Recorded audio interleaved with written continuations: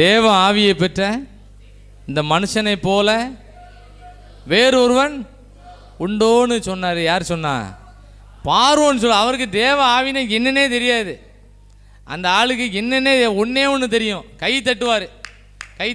வேலைக்காரங்களாம் என்ன பண்ணுவாங்க? ஓடியாருவாங்க. அவருக்கு தெரிஞ்சிருக்கு தேவ ஆவி இவருக்குள்ளே இருந்தனால தான் இவ்வளோ தெளிவாக பேசிகிட்டு இருக்காருன்னு சொன்னார். அபிஷேகம் இருந்தனால இந்த குடும்பத்துக்கு ஆசீர்வாதமாக இருந்தார். ஆமேன். அண்ணன்மாருக்கு எப்படி தான் இருந்தார்?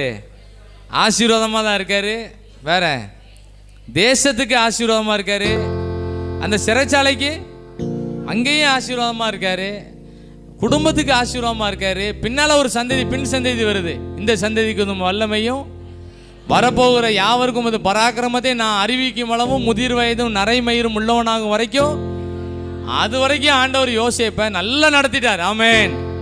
அந்த அபிஷேகம் நமக்கு வேணும்.